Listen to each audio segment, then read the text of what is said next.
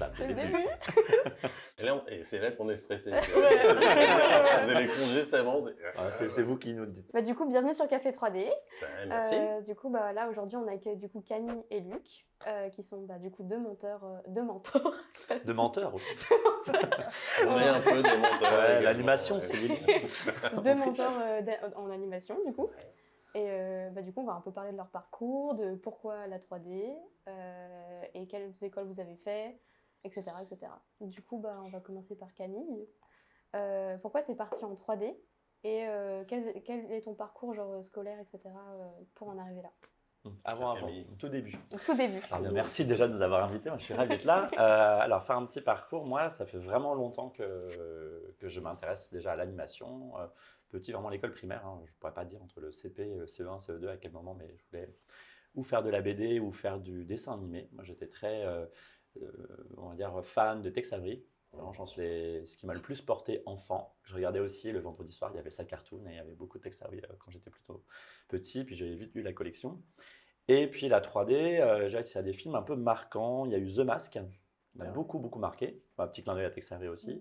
Jurassic Park, que j'ai vu voir à l'époque où j'ai vu au ciné. C'est dur de.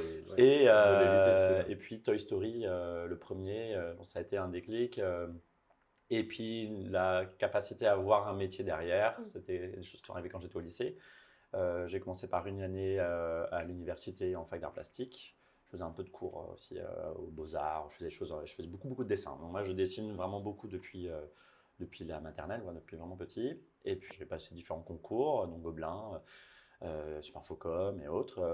J'ai eu plusieurs réponses positives, donc Superfocom à l'époque et l'ESRA, je suis allé, c'était moins long, c'était en 3 ans à l'époque, et j'étais à 10 minutes en voiture de l'ESRA Bretagne. Donc c'est ce que j'ai fait pendant Belle 3 ans. motivation. Je te dis Ouais, pas, bah, 10 mine de rien, il y avait minutes. l'aspect financier aussi. Peu d'écoles à l'époque. Donc on n'avait pas un choix démesuré et ça a été un bon choix. J'ai rencontré plein de gens chouettes, dont des collègues, qui sont Jean-Michel, j'ai rencontré là, Jeff, qui a fait le film, on a fait le même film de fin d'études. Et voilà, je suis allé assez vite à l'école, donc au 3D, et puis ensuite ce sera la suite du parcours. Je ne sais pas si je déroule jusque-là, mais voilà, le démarrage c'était ça. Ok. Ouais, c'est grave intéressant. Enfin, en plus, du coup, tu as commencé en art plastique, mais parce que tu savais pas qu'il y avait des écoles qui faisaient de la 3D ou juste parce que. Je savais, mais je voulais voir si le système public pouvait m'y amener. Ok, oui, parce Et que bah, ça coûtait pas d'argent. Et... c'est pas fait pour. Ouais, En ok, gros, ouais. les études d'art plastique, donc fac d'art plastique, ça s'est pas mal passé. J'ai appris un peu. Alors moi, je suis une famille plutôt engagée. Le côté politique, c'est important chez nous.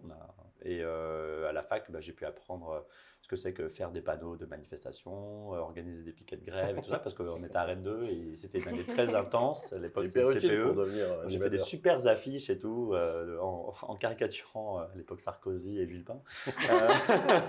Mais voilà, j'ai pas vu une vocation. Et puis c'était très plasticien. Mes profs n'arrêtaient pas de me dire, je me rappelle un prof d'art plastique qui a déchiré mon dessin en deux et disait, ah, il faut que tu déstructures ce que tu fais. J'étais, non, mais il est beau mon dessin, c'est dans le cadre. Et en fait, voilà, j'aime bien rester dans le cadre et surtout, j'aimais bien avoir un objectif pour ce que je faisais. Un objectif lié au public, etc. Donc, j'étais pas dans la définition de l'esthétique de l'art, de faire une œuvre d'art plastique. Ouais. Moi, j'aime bien, voilà, je me voyais un artisan, quoi. Oui. Et donc, j'ai fait des concours d'école pendant cette année de fac d'art plastique. Donc, elle m'a servi un peu de prépa. Ouais, ok, En fait. ouais, je vois. Ça m'a donné du temps et j'ai fait des concours. Voilà, à l'époque, il n'y avait pas beaucoup d'écoles, donc il fallait quand même bien secouer pour les peu d'écoles qu'il y avait. Et voilà, ensuite j'ai enchaîné mais je me suis rendu compte de ça, je pense qu'on devait être en octobre-novembre de la première fac, que j'allais pas aller au-delà, quoi. Je Ouais, suis ok. même pas allé ça aux va. examens de mai-juin, quoi. Ouais, J'ai Oui, mais- j'ai eu des concours, j'ai eu des places et du coup, j'ai pas continué au bout, quoi. Oui, et puis du coup, bah, ça va, tu t'y es pris assez tôt Ouais. du coup, pour pouvoir enchaîner sur une autre école. Et puis en plus, on a tous, enfin, chacun a sa définition même de l'art finalement. Alors, quand tu parles de ton prof qui déchire ton dessin, en fait, quand on réfléchit, genre, les profs d'art ont chacun leur définition et leur vision de comment l'art doit ressembler. Et du coup, de toute façon, ça correspondra jamais à la vision qu'ils ont parce qu'en fait, chacun a son style et sa façon de travailler, quoi. Mais c'est super intéressant du coup. Et du coup, toi, Luc, À quel Oui. moment tu arrives dans l'équation? Qu'est-ce que c'est ton parcours? À Ou quel t'as moment comment- j'arrive dans c'est plein de questions, Alors, ça. pardon, Ah, je me suis déjà. perdue. Non, mais attends, on recommence au début. Ok. Allons-y. Merde, encore, hein. Au bol de cricket. Non, mais du coup, genre, pourquoi toi, pareil, t'es parti en 3D et Ouais. quel parcours toi? Parce que j'ai farfouillé T'as sur ton farfouillé, LinkedIn. j'ai vu pas le premier trouvé- épisode, j'ai vu que vous farfouillez, Ah. j'ai caché plein de choses. T'as réussi à faire J'ai réussi à effacer, Ouais. tu sais, toute la partie Ouais. que Mais on j'ai avait pas dit. trouvé grand chose parce que vraiment C'est vrai non, mais je suis allée sur internet et tout. Ouais. LinkedIn c'est facile parce que du Ouais. coup on voit les écoles C'est que ça, t'as voilà, fait, il etc. y a juste un petit peu le côté professionnel, vous n'avez pas retrouvé les meurtres auxquels j'ai été associé, c'est Ah impeccable. merde, putain, fais Et chier. après, c'est vrai que depuis qu'on a l'école, c'est plutôt Camille, de toute façon, qui est notre représentant, avec d'autres gens maintenant qui sont venus le rejoindre. Mais voilà, à part une ou deux photos de boys band Oh, magnifiques yeah. qu'on pourrait vous partager tellement on est deux avec Pierre-Antoine. Petite vue de haut là dans la On forêt. pourra mettre ça sur Je- l'Instagram du podcast. Oui, on pourra potentiellement. Super. Je suis hyper content du travail du photographe sur ce. Non, enfin bref. Mais non, sinon, moi, voilà, je suis pas trop en avant. Donc, effectivement, il n'y a pas, à part le côté professionnel, je suis pas trop sur Internet. Je suis un vieux, moi, tu sais, Internet, tout ça. Un vieux de la veille. Donc voilà, donc moi j'ai commencé à la base un peu comme Camille, hein. Moi je dessinais tout le temps. J'ai tout le temps dessiné. Quand j'étais gamin, je voulais faire de la BD. Moi je voulais vraiment faire de la BD. Et j'aurais peut-être dû même. Des fois je me dis, je regrette pas hein, le choix que j'ai fait parce que je me suis vraiment éclaté dans ce que j'ai fait. Mais la BD ça aurait été un truc, voilà, ça aurait pas payé beaucoup son bonhomme, mais j'aurais bien aimé essayer de faire ce genre de choses. Mais c'est pas grave, je m'éclate à côté, je continue à dessiner. Bref. Le dessin, tout ça, j'ai commencé à chercher. Moi, j'ai des parents, un père qui était prof, pour qui c'était important aussi. Tu vois, il voyait bien un peu que réussir dans ses études, ça permettait d'ouvrir des portes, etc. Vous voyez un petit peu le genre de parcours de parents qui vous poussent à faire des études. Et puis voilà, pour lui, c'était pas forcément un des métiers artistiques, elle n'est pas forcément payée, quoi. Et comme j'avais des facilités sur plein d'autres sujets, bon bah pourquoi tu continuerais pas tes études, quoi. Donc voilà, moi j'ai fait un bac E à l'époque, c'est un bac S avec, je faisais du génie mécanique, électrique, j'ai fait plein de trucs, du dessin technique à l'époque à la main, tout ça. Donc voilà, c'était des trucs et je suis parti à la fac pour faire un DUG MIAS, ça s'appelait mathématiques informatique appliquées aux sciences. Oui, donc pas du tout. J'ai pas du tout Ouais. artistique, hein, mais tu vois, même au lycée, hein, j'étais pas du tout là-dedans. Par contre, j'ai réussi à aller faire les petits cours, avoir une dérogation pour aller Ok, faire en des cours petits d'art, plastique, faire un peu de trucs à droite à gauche que je m'éclatais bien. Donc voilà, je suis parti plutôt sur le côté scientifique et puis en fait ma motivation qui était celle de faire plaisir un peu à mes parents qui stressaient pour ça a tenu jusqu'au moment où j'ai appris à jouer à la belote là-bas et ça n'a pas duré longtemps. Ils m'ont rapatrié à la maison et puis là mon père a eu, et je le remercie là-dessus, parce que à l'époque on n'avait pas internet, on ne pouvait pas connaître tout ça et moi en fait j'ai grandi dans le Nord à une demi-heure de Valenciennes où il y a eu une des premières grosses écoles Supinfocom, quoi. Et donc c'est lui qui m'a motivé à me dire ok, je vois bien que ça sert à rien de lutter, tu n'iras jamais dans les trucs scientifiques. Est-ce que ça te botte d'aller là-dessus, quoi? J'y suis allé, j'ai passé le concours, ça s'est bien passé. J'ai été pris et puis voilà. Donc j'ai fait 4 ans à l'époque à Supinfocom et c'est là que j'ai rencontré plein de gens c'est pour ça qu'on vous pousse hein, à cultiver le rapport avec les gens avec qui vous êtes. Camille l'a cité avec Jean-Michel et Jeff. Ouais. Moi, j'ai rencontré aussi plein de gens là-bas avec qui je suis toujours en contact et qui sont, même si je les vois pas tous les jours, c'est pas grave, c'est des gens qu'on connaît, c'est des relations de travail, c'est des potes. Vous revoyez quelquefois ou pas Alors oui et non. Alors on s'est un peu éclaté, tous les gens. Il y a des gens que tu vois plus ou moins facilement. Après, la vie fait que tu pars. Et j'ai des copains qui sont partis aux États-Unis, j'en ai d'autres qui sont restés ici. Il y en a qui reviennent, il y en a qui habitent dans le sud. Enfin, tu vois, tu te vois pas forcément tous les 2 jours non plus, quoi. Et vous, ça vous donne pas envie de faire des trucs en dehors des pays enfin, en dehors des pays, pardon. En dehors de la France, je veux dire. Ouais, moi je l'ai fait. Je l'ai fait aussi. Vous avez fait, mais ça vous tente plus maintenant Moi, j'en suis revenu pour ma part. J'avais le petit rêve américain. Ah. Genre, yes! America. Je suis parti là-bas, je parlais pas anglais, donc il y avait plein de trucs à découvrir. J'avais 24 ans. C'était super, il y avait des trucs de fou. Moi, je me suis dit, je suis arrivé là-bas, c'est des tueurs, Et en fait, bon, j'ai eu qu'une expérience. J'ai bossé chez Blur Studio. J'avais été embauché là-bas. J'aurais dû, là c'est un petit regret, j'aurais dû essayer d'aller papillonner dans d'autres boîtes, quoi. voir un peu, prendre plus d'expérience. Mais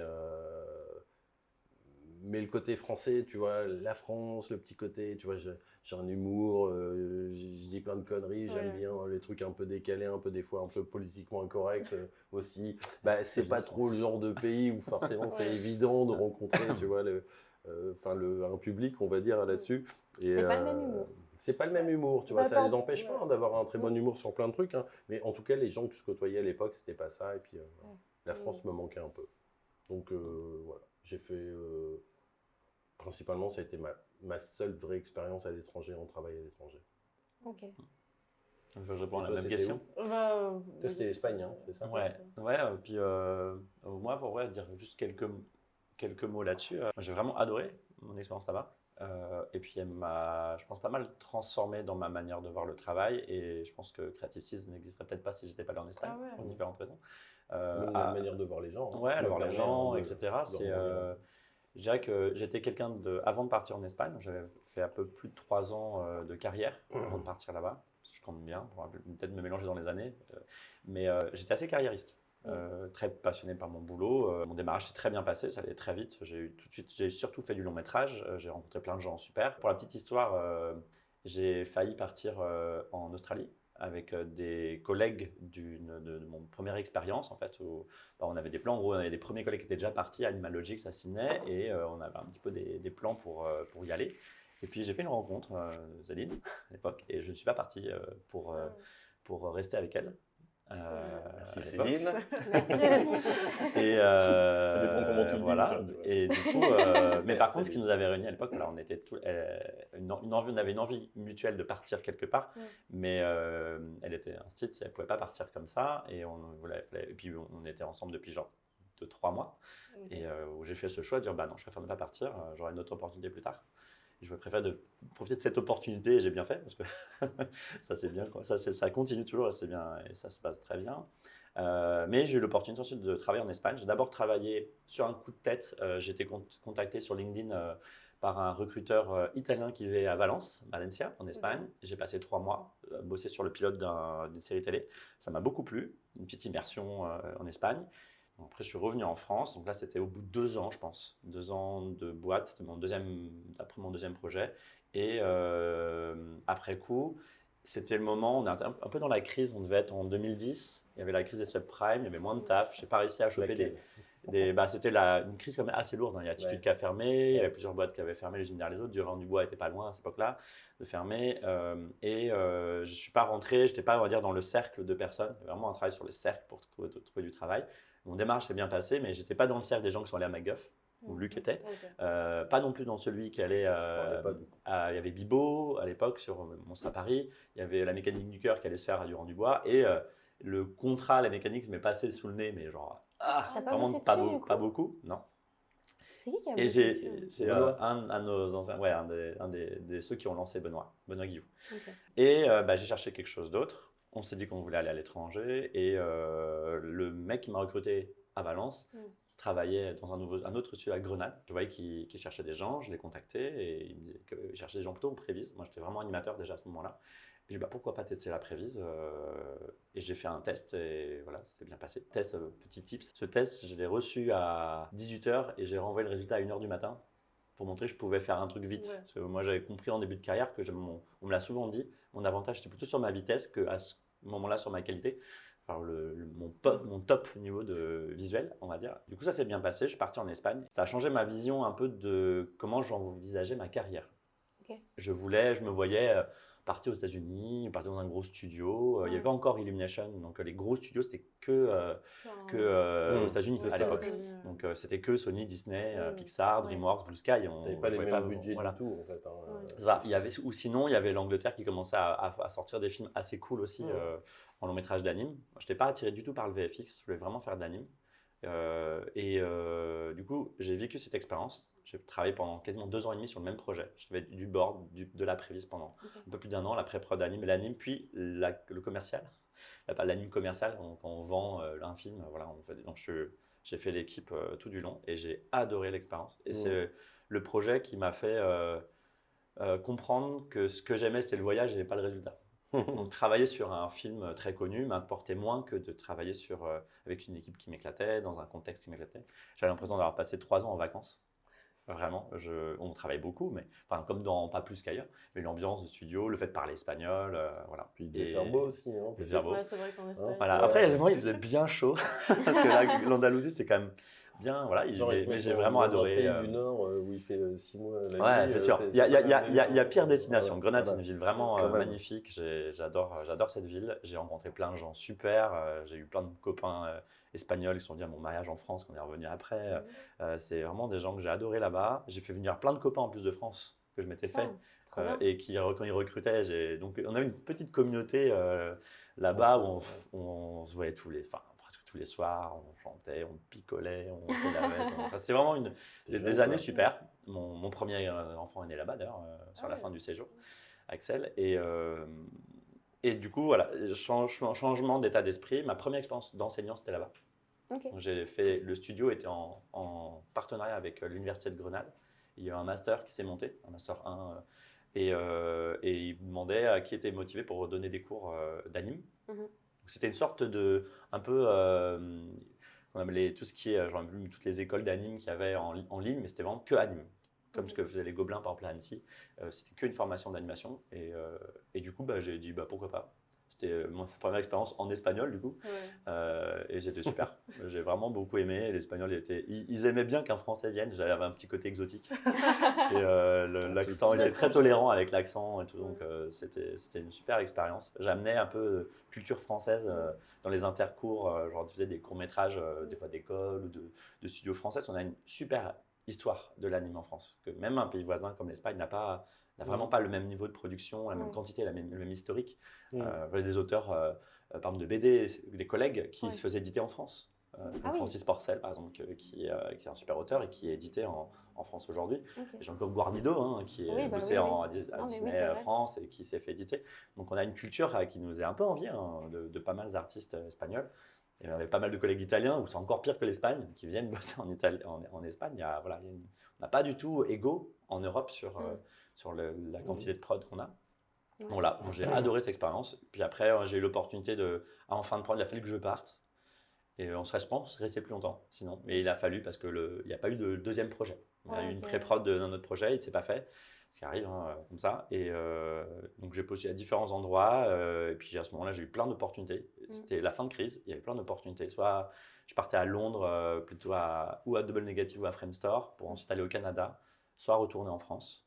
Et donc c'était à Illumination où il m'avait accepté pour partir. Normalement sur Comme des bêtes, ça ne s'est pas exactement passé comme ça tout de suite. Ça s'est fait un peu de Mignon avant, où j'ai rencontré lui. Oui, c'est comme ça. Mais voilà. Et le fait d'être parent aussi, ça nous a donné envie de revenir en France. Oui, ça change tout. C'est Voilà. une autre perspective. Ça, c'était le point de c'est bon, on est parents. Je ne me voyais pas partir à Londres avec toute la famille, je ne connais personne. Voilà. Et du coup, le retour en France. Voilà. Après, je m'entendais parler de mon petit moment là, sur partir à l'étranger, ça ne m'a pas plu. Enfin, je suis revenu assez vite, moi je suis resté moins de 2 ans. Mais il y a quand même, ce qui est raconté, ça a fait tilt après, il y a quand même effectivement un avant, un après. Quand tu pars, même si tu dis que tu pars parce que le pays t'a pas plu ou les conditions t'ont pas plu, etc., ou il y a des choses qui te manquent trop, ce qui était mon cas, tu as quand même une transformation. Il y a une ouverture d'esprit. Tu vois, en tant qu'homme blanc classique, moi, j'ai jamais eu jamais été victime de racisme, de choses comme ça. Je suis arrivé aux États-Unis au moment où Chirac avait refusé d'envoyer des troupes dans le conflit de l'époque. Voilà, tu vois, te faire traiter de sale Frenchie, tu vois, ça t'apprend des trucs, tu vois, sur ce que ça peut être. En fait, et là, je prends encore un exemple un peu négatif, mais il y a plein de choses culturelles, tu sais, qui ont été super, d'amener, de partager avec des gens. Je suis tombé avec des gens super gentils avec toi, qui t'acceptent, qui t'accueillent chez eux. Tu vois, Thanksgiving, vraiment, cette culture d'amener des gens chez eux, d'ouvrir leur maison, alors que c'est, enfin, tu vois, bon, c'est... Et tu as vraiment cette culture où ils nous ont pris tous les petits déracinés, comme ils nous appelaient un peu, tu vois. On était partis de notre pays et on n'avait pas notre famille avec nous. Ils t'invitent à Thanksgiving. Enfin, c'est hyper cool et tu apprends une manière de bosser, tu apprends plein de choses. En tout cas, je veux dire, je suis revenu parce que je voulais vraiment revenir. J'ai fait le choix de revenir, mais je suis revenu avec dans mes bagages plein d'expériences en plus, quoi. qui Ouais. font que derrière, c'est plus facile pour toi de te vendre, tu as une expérience ailleurs, tu as vu comment ça fonctionnait, donc tu peux amener des choses aussi, et puis quand tu as un avis sur le truc, c'est un avis basé sur pas juste un ressenti, quoi. Oui, c'est notre Voilà. vision des choses et ça te fait grandir Ouais, aussi dans c'est ta pour ça. carrière. Tout à fait. C'est pour ça que je te disais que j'aurais bien aimé, tu vois, aller faire d'autres studios pour juste pouvoir comparer et ne pas m'arrêter juste des Oui. fois à l'expérience que j'ai eue chez eux, Mm. chez Blur, quoi. C'est clair, hein. Je trouve que ça met vraiment ta vie en perspective. C'est prendre du recul, tu vois tout ce que tes habitudes d'un autre angle. Moi, j'ai vraiment une vieille copine, une ancienne copine, qui en s'est pas sentie bien dans sa vie. Et j'étais revenu justement à Paris. Et je dis, mais barre-toi, en fait. Plein de choses qui a fait qu'elle n'allait pas bien étaient liées à que ce soit des choses personnelles, vie de couple, travail, oppression, et tout la stressait, l'angoissait. Ouais. Elle est partie, elle a mis 6 ans à revenir, elle a voyagé partout dans le monde. Et elle s'est construite là-dessus et ça lui a fait du bien, quoi. C'est coup de poker quand même. Hein, C'est coup de poker, mais je veux dire, c'est tu qu'en pars fait, avec tes problèmes normalement. en fait, non, il y a beaucoup de problèmes qui étaient associés à, Ouais, ouais. à l'endroit où elle était. Ouais, à Ok. son environnement. Il fallait finalement. qu'elle change, qu'elle ne voit plus les mêmes têtes, qu'elle ne voit plus Ouais. ces gens-là. C'est pour ça que oui, Parce il que y a sinon, si tu as des problèmes, c'est parce que tu es malade, Bien des sûr. choses comme ça, Non, tu vas les non. t'emmener avec toi. Mais en t'as tout le cas, petit stress, t'as le petit stress à l'étranger aussi d'arriver, de devoir parler, quoi. Moi, je parlais comme une vache espagnole en arrivant en Angleterre. Ouais, Je suis allé, ça allait, l'anglais. je suis allé là-bas, donc ils m'ont fait un entretien et j'étais avec un copain. Et mon copain, il parlait super bien, JD, il parlait super bien anglais, quoi. Donc en fait, tout l'entretien s'est passé de manière super fluide. Moi, j'étais comme ça, il s'est causé, tu vois, et à la fin, on se lève, on se serre des Habile. pognes et tout. Je dis, qu'est-ce qui s'est passé? Il dit, c'est bon, on a embauché, tout ça. Mais je dis, mais on n'a même pas causé ce salaire. Enfin, tu vois, moi, je pipais rien du tout ce qu'on racontait, quoi. Une fois arrivé là-bas, j'avais le même niveau d'anglais. Je me souviens, je chantais des chansons. Vous avez appris A, B, C, Oui. D, E. Voilà, pour dire mon nom au téléphone, aux Ah oui. institutions, aux trucs administratifs. Je chantais ma. Est-ce que, genre, au téléphone, tu faisais LUC? Ouais, limite, je chantais. Il y a un truc bizarre avec vous, monsieur. Oui, c'est normal, c'est tout à fait normal. En vrai, ce qui est assez drôle, je reviens sur un petit truc Ouais. dont on parlait, c'est que toi, tu es parti en Espagne et du coup, tu as raté l'opportunité de pouvoir bosser sur la mécanique du cœur. Ah non, j'ai pas raté, c'est que Enfin, j'avais. t'as j'avais pas eu à la voir. l'opportunité, pardon. Du coup, je suis parti. Du coup, t'es parti. Non, c'est pas à cause Et de du ça coup, que je l'ai pas eu. c'est Toi, parce vu que que tu as j'ai pu pas eu. bosser dessus, Non, mécanique du cœur, non, j'avais jamais. Non, parce que t'étais à MacGuff. Oh, je sais MacGuff, plus, à ce moment-là. c'était quelle époque, la mécanique du cœur? Il y avait Moi Moche Méchant qui démarrait. Ah oui, oui, Donc, j'étais t'étais sur là-bas, des- ouais. Et tu avais fait plusieurs trucs avant. Tu avais fait Chasseur et Ouais, tu étais déjà dans le ah, cercle. t'avais Ouais. fait chasseur de dragons? ouais, je Putain, suis c'est- vieux comme ça. Oh, ouais. c'est Je suis dingue, vieux à ce non. moment-là. Non, Je mais viens attends, de dire c'est impossible. Ma mère l'a vu quand elle était jeune. non, mais tu rigoles parce que moi, vraiment, quand j'étais petite, vraiment, ma mère était en mode ça, c'est un classique, faut que tu le regardes et tout. Ouais, et c'est c'est elle bon. qui m'a fait découvrir Ok. Chasseur de dragons parce qu'elle adore Ouais. les films d'animation. Ouais. Et c'est grâce à elle que je suis Bah, passée sur les la films série, d'animation, moi je et- connaissais pas trop la série à l'époque, mais en fait, Ouais, j'aime bien ça, en plus. par rapport à l'expérience de Camille, moi je suis arrivé en fait, j'ai tourné vite à Paris. J'ai commencé à bosser, j'ai bossé un peu moins de 2 ans au Luxembourg. Ouais, une expérience à l'étranger quand même. Ouais. Je l'ai pas mise dans ma tête, mais c'était à C'est côté quand de même la bien, maison. J'étais frontalier.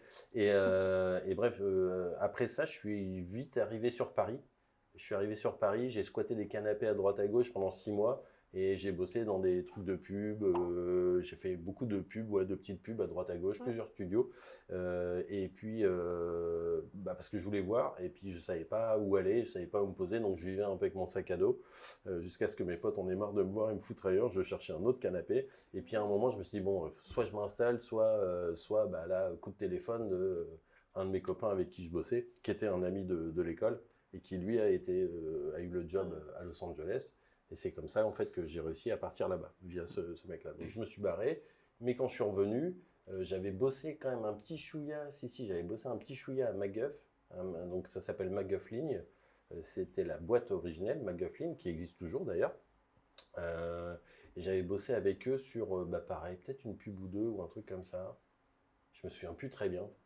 Toi qui as étudié mon... Je me souviens pas exactement pas de tout. Ok. Je sais que j'avais vu qu'il y avait des petites boîtes que je connaissais pas forcément, Ouais. auxquelles tu avais Oui, bossé, ouais. donc toute la partie Mais ce pub. que je sais plus, enfin, tu vois, ça Et ça qu'après, tu as remonte switch tellement. avec Illum, et qu'après, tu as switch Ça- entre Illum, Ouais, Blur, c'est et ça. que. MacGuff ligne, j'ai Polar Beer. on Ouais, dirait- tiens, si, ouais. Paul Albert, c'était avec Pierre Coffin. Ouais. Et à l'époque, Pierre Coffin venait d'arriver depuis, bon, je pense de quelques années quand même dans la boîte. Il était réalisateur, il faisait plein de petites pubs. Et en fait, moi, j'ai remplacé un mec. Je suis arrivé au bon endroit au bon moment, quoi. Et j'avais plein de copains qui étaient déjà là-bas de l'école, donc ils m'ont fait rentrer, je suis arrivé, j'ai serré des pognes, etc. Et ils cherchaient un animateur, et du coup, il y avait un mec, parce qu'un mec était malade ou je sais plus quoi, j'ai pris la place, quoi. Donc je me suis retrouvé à faire ma première expérience avec Pierre Coffin sur une série pour l'Angleterre, une micro-série.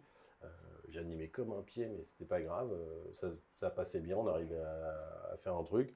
Et après, du coup, ouais, après c'est après que je suis parti, je ne sais plus.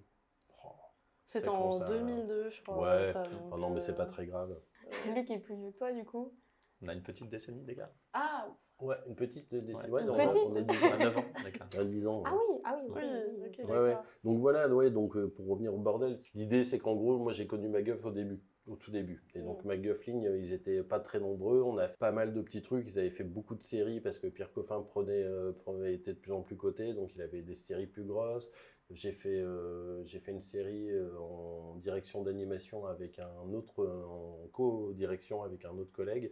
Et c'était sur Minuscule, la série Minuscule, la première saison. Sur laquelle j'aime un peu. Voilà. Ouais. Les animateurs que j'encadrais, c'était... film. Le film, j'aime. Ok. Ouais, Oui. Viem, il a fait le film, ouais. Le C'est ça, deuxième. il y avait une série. Et moi, j'encadrais des petits jeunes débutants qui ont fondé les Super Monks après, quoi. C'était Oh. les pires mecs à encadrer. Ils étaient géniaux, mais complètement barrés. Ils étaient fous. Donc c'est c'était clair. très marrant comme expérience. Voilà, donc j'ai fait ça. Bref, MacGuff a pris de plus en plus d'ampleur et vraiment monté en gamme. Et donc un jour, bah, il y avait Chris Mélandry, l'histoire, qui cherchait un studio, etc. Ils sont arrivés, ils ont trouvé MacGuff, ils ont fait une commande à MacGuff, ils ont commandé le premier Moi chez Méchant. Donc j'ai eu l'occasion de travailler sur mon deuxième long métrage, puisque le premier c'était Chasseur de T'as pas dragons. fait Azur Pardon? Azur Asma Non, j'ai pas bossé T'as pas dessus. Non. Il y avait pas mal de projets qui Ouais, il y avait se passaient à Patestan aussi. l'époque, il y avait Patestan, la série, etc. Il y a eu plein de choses. Ouais, vous êtes mon enfance entière. Hein, aussi. Bah, c'est un peu ça, ouais. Mais bon, donc moi j'étais déjà en train de bosser à cette Ouais. époque.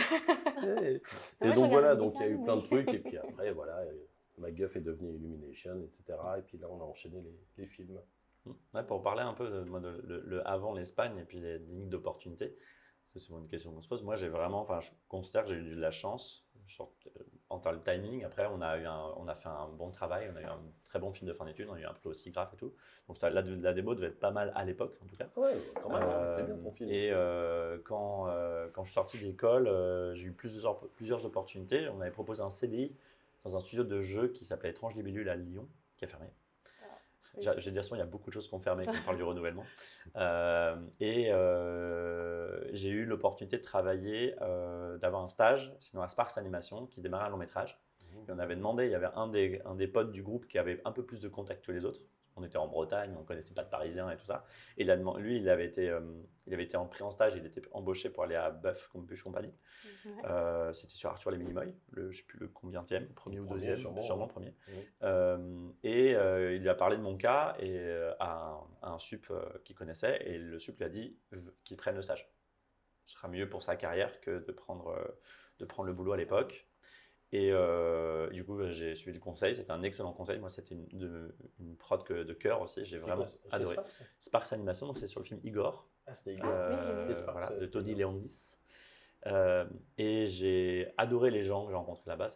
Plusieurs ont été proches, les gens étaient trop sympas avec moi. Il y avait quasiment que des seniors et très peu de juniors, parce que l'animation ne se faisait pas là. Moi, j'ai pas animé sur le film. J'ai fait du CDRS, j'ai fait du rig, j'ai fait du FX. Je généralise dans la formation. Et je faisais de l'anime un peu pour m'entraîner en fin de journée. Et il y avait Yoshi Nishimura qui était le sup anime, qui me faisait des retours, voilà, le Ça sensei. va, hein. Yoshi, ça va. Il y a pire. Et puis j'ai sympathisé avec les autres animateurs, mais en tout cas, voilà, je me suis fait vraiment pas mal de potes, dont Mathieu Négrel qui nous a aidé à confonder ici. Voilà, j'ai eu des gens que j'ai adorés. J'arrivais, mais voilà, j'ai pas beaucoup de sous. Chercher un coin où crécher. Il y en a un qui partait justement, je crois qu'il est parti, Fabien Yorgadjan qui travaille dans un IB, il partait en 3 mois pour le kiff en Australie, il m'a prêté son appart. Julia Bordeaux, qui était une autre, elle est partie au Vietnam, elle est à Sparks, Vietnam. Et du coup, elle m'a saoulé son appart à un prix de misère, elle a vu sur le Sacré-Cœur, un super appart. Wow. Mais j'embarquais à chaque fois, mon coloc était mon coloc pendant longtemps, Olivier Sico, un copain d'école. Et du coup, pas ma première année, mais quand même genre 8 mois, j'ai souhaité dans des coins super sympas. deux collègues T'avais des bons, qui étaient quoi. bien installés, c'était des sup quoi, qui étaient bien Ouais. installés à Paris et du coup le coin canap c'était un beau coin canap. Pas Parce le qu'il même partait. que Luc. Je suis un Et peu il cherchait- jaloux là. Il cherchait quelqu'un peu pour, jalousie. pour s'occuper de l'appartement pendant qu'il partait.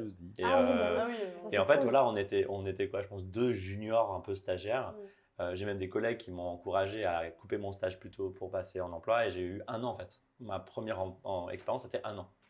C'est vraiment sympa parce que tu fais tout de suite ton statut, tu déroules. Et après, ce qui a été la suite, j'ai eu un contrat avec une des animatrices qui est devenue Supanime, c'est Drifa Benzeguer, qui m'a embarqué en tant que junior animateur sur ma première prod d'anime, ce qui était voilà, le début. Après, j'ai fait plus que de l'anime. Après, j'ai été contacté par LinkedIn justement sur. Là, c'est le chasseur de tête classique Ouais. pour aller. Je sais pas pourquoi moi, mais il m'a proposé parce que j'étais vraiment junior, pas une démo dingue à l'époque, mais bon, ça a suffi pour aller à Valence pendant 3 mois. C'était une petite prod quoi. Et le trou qu'il y a eu, c'est qu'en fait, quasiment toute la super team que j'avais de Sparks Animation et les quelques copains que j'ai commencé à me faire à Dev to Shoot, dont des gens comme Colin et Samuel, par exemple, que tu connais aussi. Mais que tu connaissais en Espagne. Non, j'ai rencontré à Dev to Shoot, Et justement, oui. avant. Ah, Et c'est eux que j'ai fait venir en Espagne, Ok, justement. C'est les d'accord, copains d'accord. que j'ai encouragé à faire venir. Et en fait, il y en a plein qui sont partis, notamment en Australie. Il y a eu une sorte de fibre du voyage de Ok, plein ouais. de copains. Il y en a qui sont partis en Inde, il y en a qui sont partis en Australie. Il y a eu plusieurs projets comme ça. Du coup, j'avais pas de. Mon réseau a disparu. Ouais. Mon réseau, le premier réseau que je me suis fait, en fait, il n'était pas celui qui est allé. Par exemple, il y avait à Maguff, il y a pas mal de gens, par exemple, du groupe de La Cave qui sont allés à Maguff sur Moi Moche Méchant. Il y a eu des gens de Bibo. En fait, je n'étais pas dans cette team-là qui était au même moment que le film que je faisais à Sparks Animation. Et entre-temps, il y a plein de choses qui ont fermé. Sparks ça a fermé, Dev to Shoot ça a fermé.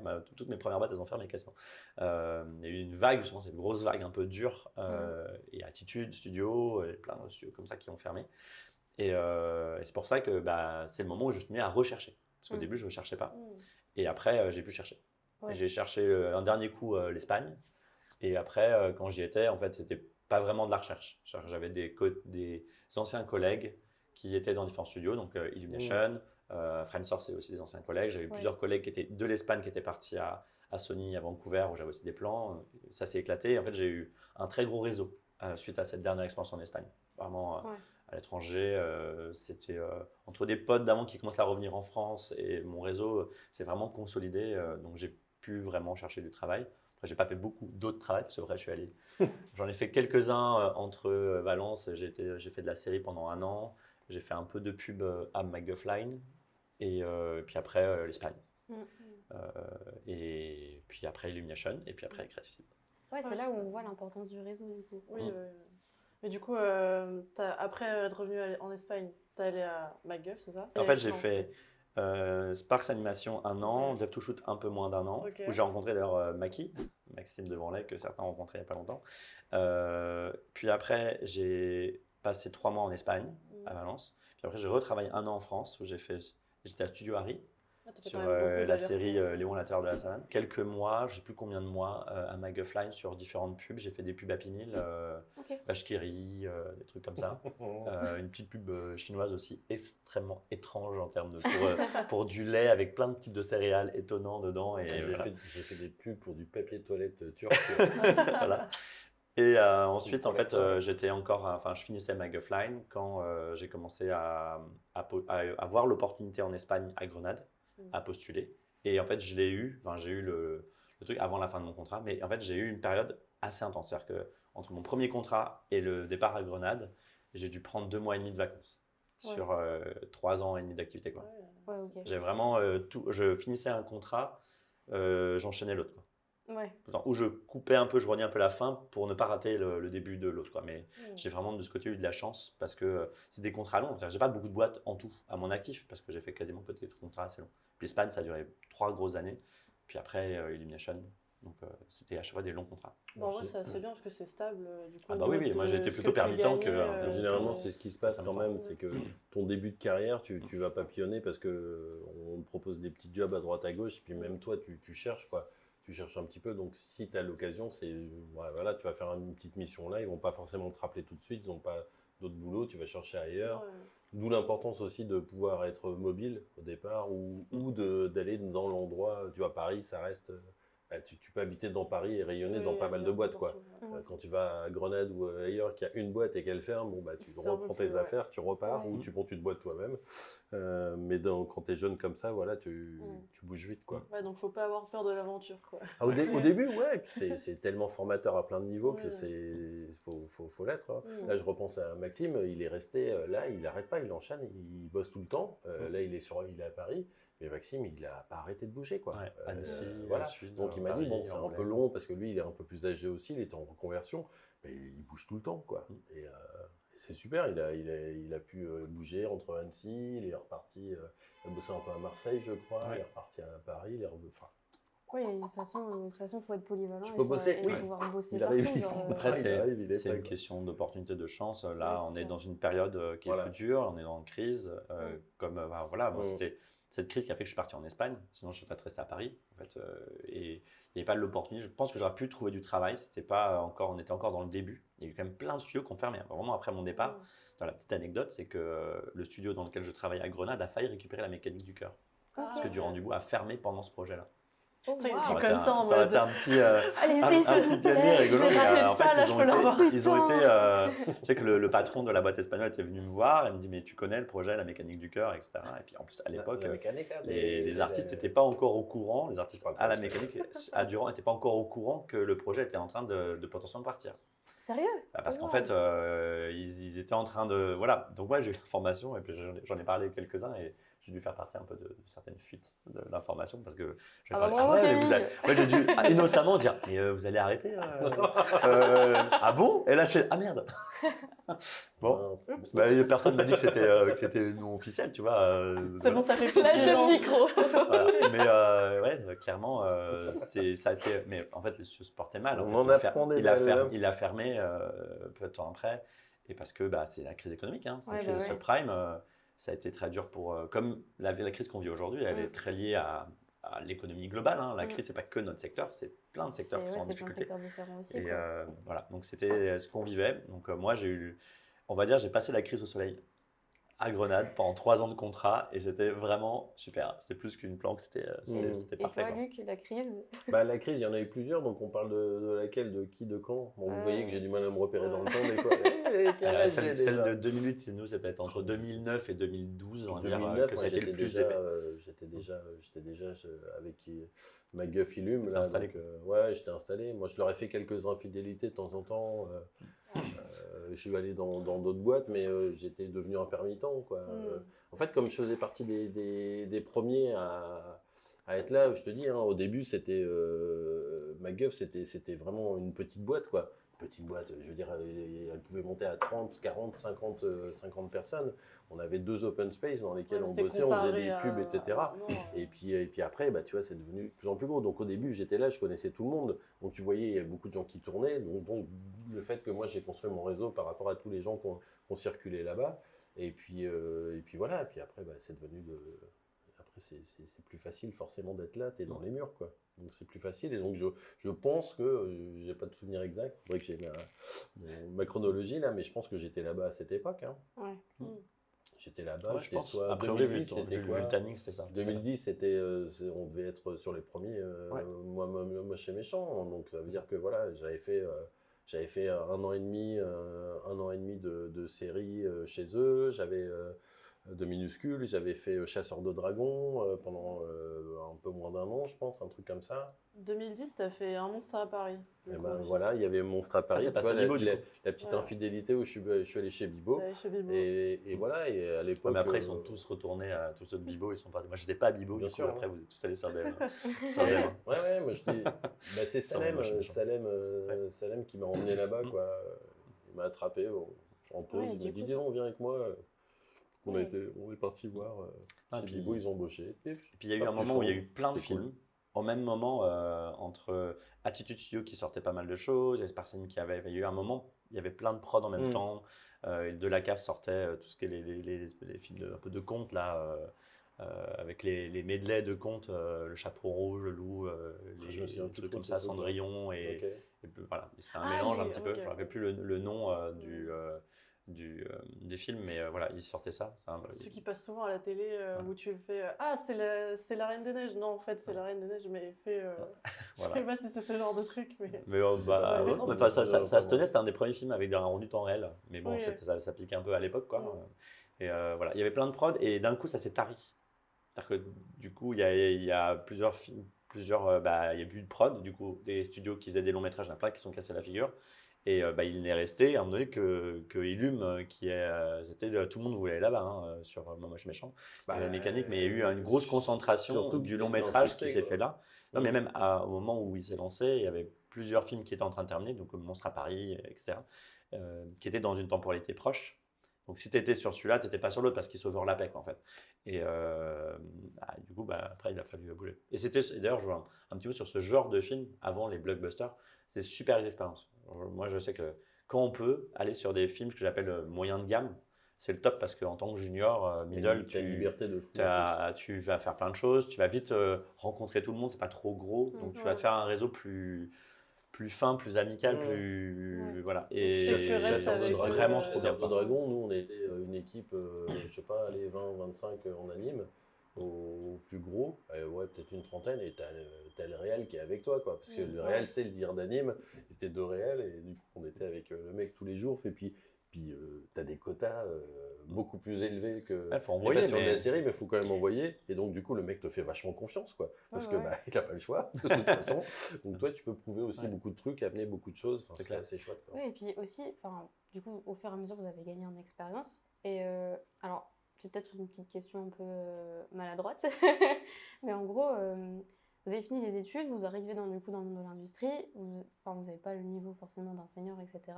Je pense qu'il y a beaucoup d'étudiants qui, du coup, même moi la première, qui idéalisent nos mentors, nos profs, etc., ou en mode, ils ont une carrière de fou, etc.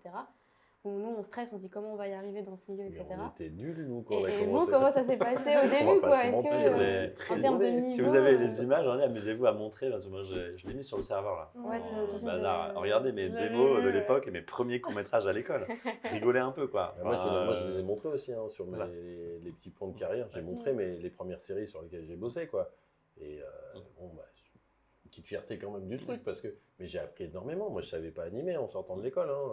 On est arrivé, moi, c'était une période bénie, parce qu'il n'y avait pas beaucoup de monde sur le marché. Moi, j'arrive aujourd'hui, je le dis toujours, j'arrive sur le marché aujourd'hui avec le niveau que j'avais, mais personne ne m'embauche, quoi. Aujourd'hui, il y a quand même beaucoup d'écoles qui forment, en fait. Donc, vous êtes bien meilleurs aujourd'hui que ce qu'on était à l'époque, nous. Après, c'est aussi que l'exigence a monté aussi. Bien sûr. On va dire, moi, je pense que en restant modeste, je pense que le niveau que j'avais en sortant d'école était bon par rapport aux standards des étudiants qui sortaient d'école à l'époque. Donc il y avait, évidemment, il y avait les Gobelins qui en plus étaient quasiment gratuits à l'époque, avaient un niveau très très haut. Les gens étaient très très bons quand ils rentraient, ils étaient excellents quand ils sortaient. Mais voilà, ça se tirait un peu la bourre et on avait un bon niveau, on a eu un bon film, et moi, j'ai pas eu de difficultés du tout en carrière. Mon premier projet, c'est quand même un long métrage, sur lequel j'ai fait un stage, puis une embauche derrière pendant 1 an. J'étais un peu généraliste, j'ai dû faire des gros efforts, par contre, pour être animateur. J'ai vraiment continué, on passe notre temps à le dire, mais moi, je me le suis appliqué, et d'ailleurs, ça peut se voir aussi dans les vidéos que je peux mettre à dispo.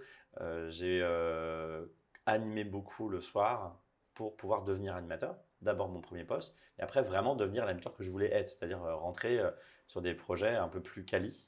Et si je m'étais contenté de les prods que j'ai eu, j'aurais pas réussi. Il fallait que j'anime le soir. Le projet que j'ai fait en Espagne, le premier, comme c'était sur 3ds Max, j'en avais pas fait.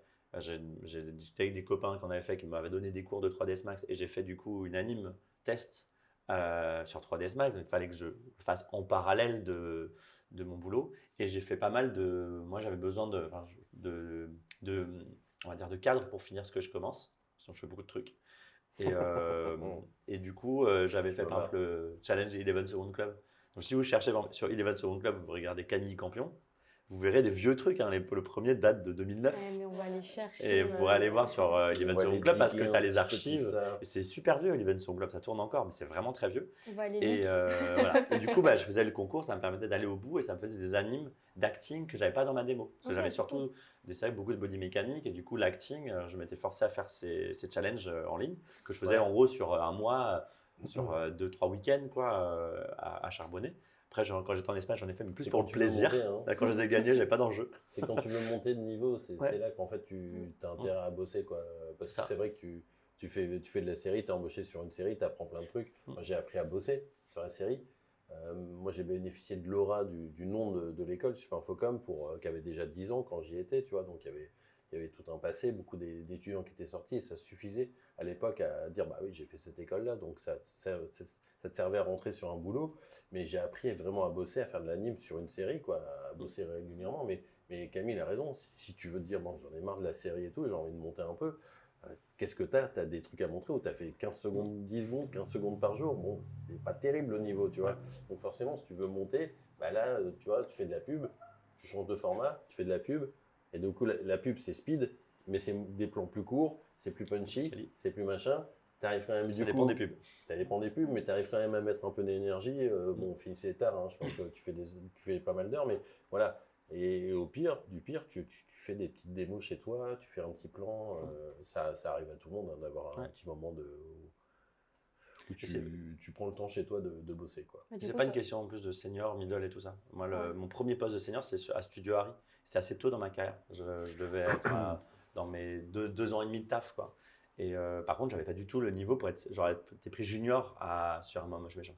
Enfin, j'avais pas le niveau long métrage non plus. Ok. Donc c'est pour ça faut le. Ça dépend de là où tu mets Du le coup, je ne vais curseur. pas parler, j'étais junior. J'étais pas encore à Elum. À ce moment-là, c'est longtemps Mais- après que je suis allé à Elum. Du coup, toi, sur ton temps personnel, Luc, tu faisais aussi des projets ou... Oui, un petit peu. Après, j'ai eu la chance de bosser beaucoup. Un peu comme Camille, j'ai bossé beaucoup et je sais pas, moi je pense que j'ai eu aussi vraiment beaucoup de chance, ce qui fait que derrière j'enchaînais beaucoup les projets, ça s'est bien passé. J'avais beaucoup de réseaux, beaucoup de copains, ça servait en fait. Moi j'ai casé aussi beaucoup de copains parce que je savais aussi que ça marchait bien comme ça. Ils m'ont renvoyé la balle, donc en fait je cherchais jamais trop. Donc en fait ma bande démo elle s'alimentait toute seule. Donc j'ai rarement fait des trucs comme ça. Puis dans la même boîte, tu as fait une progression linéaire. Ouais, Tu es passé de la quelques série fois. au long plus haut de gamme dans la même boîte. Il y a Donc, t'es quelques monté en moments gamme. où j'ai fait des projets perso parce que ça me bottait, quoi. Mais bon. C'était plus par plaisir que par. Ouais, par obligation. Voilà, c'est ça. Et je te dis, derrière ma bande démo, elle augmentait de qualité parce que je changeais régulièrement de projet. Donc, du coup, bon, ça allait. Puis je te dis, à un moment, c'est le pari, quoi. Les gens te font confiance et te mettent sur un projet avec un peu plus d'argent. Donc, tu as plus le temps. Donc, du coup, tu découvres des nouveaux trucs. Tu découvres en fait que tu sais pas grand-chose. Et donc, du coup, tu réapprends tout. Tu es le maître du monde. Et puis, tu changes de projet. Tu découvres que tu n'as rien compris et tu continues à bosser dessus. Puis ça dépend de tes aspirations. Cool. Il y a pas force. Si tu es bien dans une boîte, il y a des gens que je connais, ils font des séries, c'est souvent un tremplin pour aller vers le long métrage. Mais il y en a, ils adorent faire de la série. Si le studio il est sympa, que l'ambiance elle est cool. Et d'ailleurs, les boîtes en série, ils aiment bien avoir des gens qui restent. C'est ceux qui vont devenir les leads et les superviseurs. Si tout le monde se barre tout le temps, il y a trop de turnover et c'est problématique. Donc il y en a, ça leur va. Moi, j'avais à ce moment-là l'ambition, l'envie de faire beaucoup d'acting. J'étais attiré par ça. En série, il y en avait moins. La première série que j'ai faite, j'avais pas vraiment le choix. Si je voulais évoluer, si j'étais dans la même boîte, j'allais faire la même chose. Et du coup, comme je voulais faire une autre typologie d'anime, ben voilà. Et après, la prod que j'ai fait en Espagne, ça a installé mon niveau, parce que c'était ce que je visais.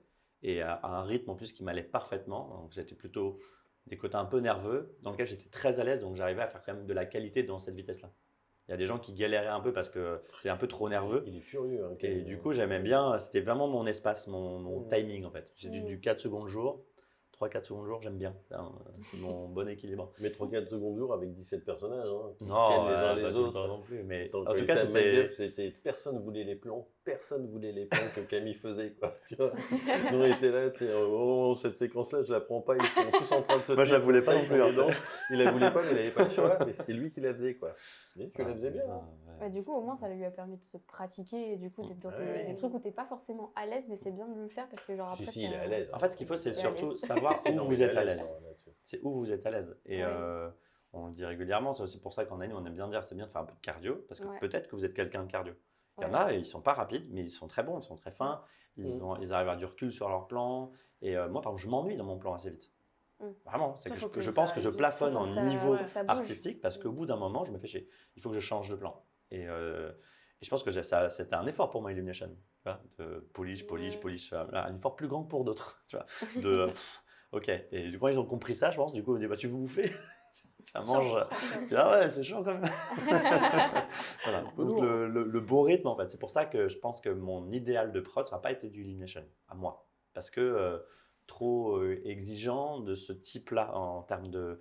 Et moi, ma gamme, ma cam, je pense, c'est plutôt le long métrage entrée de gamme, comme du Monstre à Paris, Mécanique du cœur, ou le film sur lequel j'ai bossé en Espagne, s'appelait Justin and the Night of Valor, ou Goleol et la Espada del Valor. Si, J'ai pas la ref. Hein. Voilà. Non. C'est pas beaucoup sorti en France, ça a dû être du Ok. DVD en France. C'est sorti en Espagne, en Angleterre, mais le marché français absorbe pas tant que ça de prod étrangère. En dehors des Ok, ouais. gros blockbusters Mm. américains ou japonais, hein, Miyazaki ou ce genre de choses, on n'a pas grand chose de l'étranger. Il y a une myriade de films en fait qui se font en Allemagne, en Espagne et autres, mais c'est pour les marchés intérieurs. Oui, c'est ça.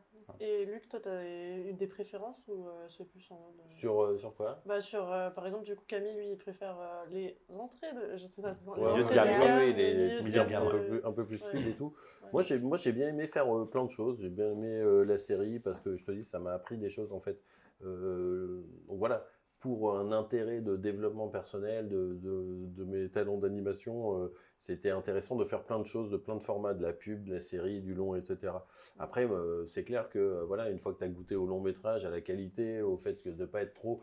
Tu es un peu pressurisé quand même Ouais. par tes quotas et tout, mais bon, voilà, une fois que tu es installé dans l'équipe depuis un petit moment, que tu as fait tes preuves, ouais, c'est cool, le petit confort est assez sympa, quoi, tu vois, d'avoir ton petit croissant le matin, tes petits fruits, ah, c'est gentil, merci, tu vois, tu repars, tu vas bosser un peu, tu as un cadre, tu as des gens qui s'occupent de toi, qui gèrent ton planning, qui font le truc, qui t'aident, tu vois, tu as une production, t'es pas un miséreux en train d'essayer de choper 3 francs 6 sous Ouais. pour essayer de faire une prod, ça peut être des trucs aussi sympas. Moi, j'aimais bien ce côté-là, et contrairement à Camille, moi, je suis plus quelqu'un qui, là où il est hyper balèze en sketch, moi, je vais réfléchir beaucoup, je vais cogiter, je suis un mec comme ça, je vais réfléchir beaucoup avant de me lancer sur quelque chose, et quand je m'y lance, bon, bah, c'est que j'ai à peu près mon idée en tête, quoi. Et donc, voilà, c'est plus du temps. Donc, Tu effectivement, visualises plus avant de effectivement, tu vois, commencer. un truc long métrage avec un peu d'argent dessus, ouais, je suis à l'aise là-dessus sur ce format-là.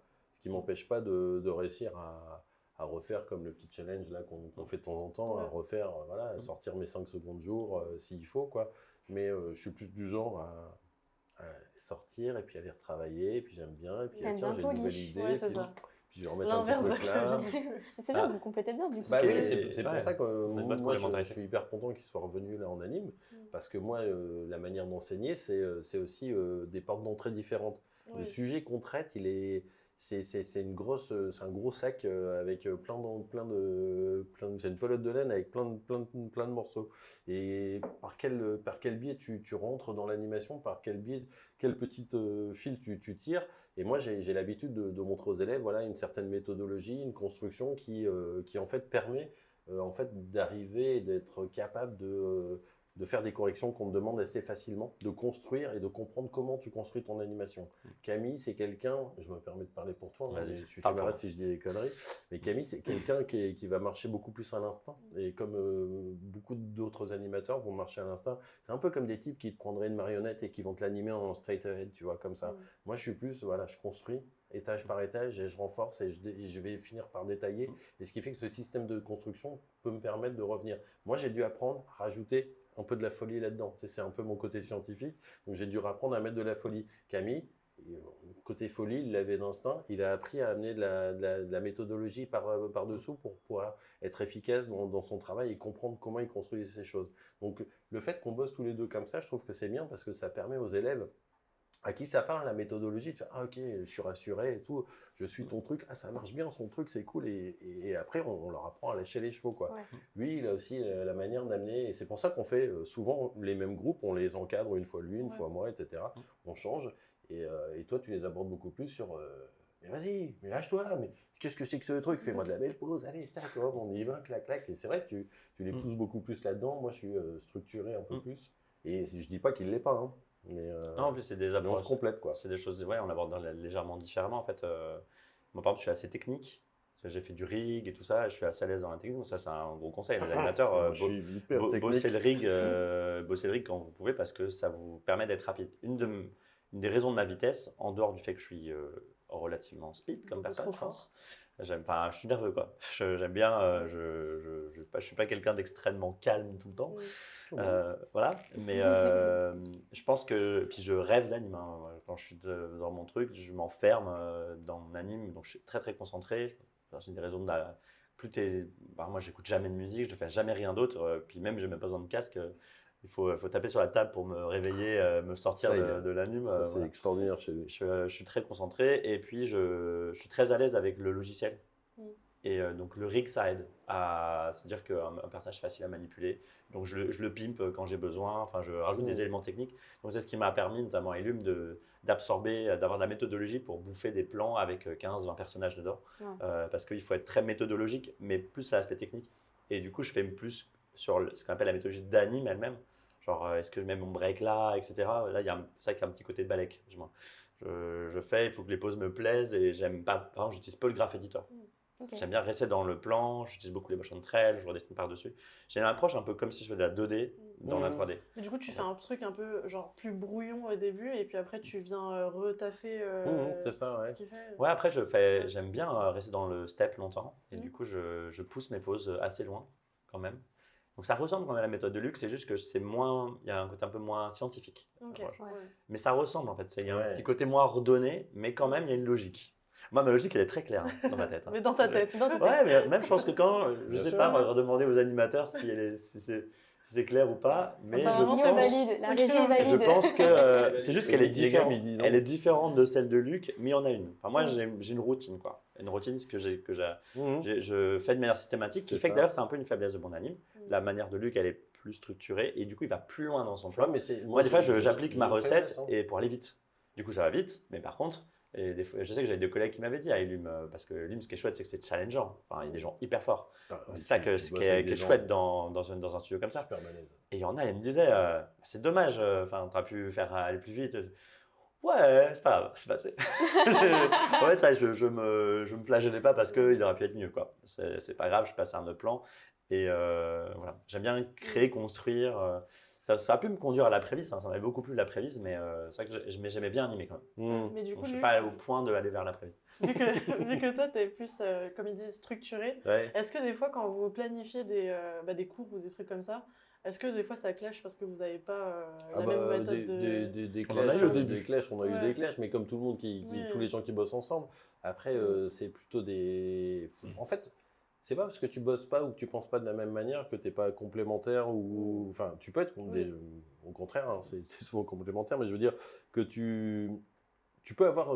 par exemple, moi, je suis quelqu'un d'assez ordonné, je te dis, je vois un mouvement, je me dis, ah, c'est mortel, c'est ce mouvement-là sur cet axe, plus celui-là, oh, c'est génial, je décompose des trucs dans ma tête. Par contre, en termes d'organisation, mais il me met une claque, un truc de fou. En fait, on est assez organisés, Kai, tous les deux. C'est un mec qui est juste pas de la même manière. Juste pas de la qui est même hyper manière, organisé, toi, tu vois. Donc, je suis un maniaque, moi. Faire les... maniaque du fichier Excel et du Google Sheet. Il est super balèze en tableau Excel. C'est impressionnant. Peut-être meilleur qu'en animation, c'est pas pour dire. Non, mais on arrive en fait à être complémentaires tous les deux et à avoir... moi, j'ai structuré pas mal au début le programme d'animation.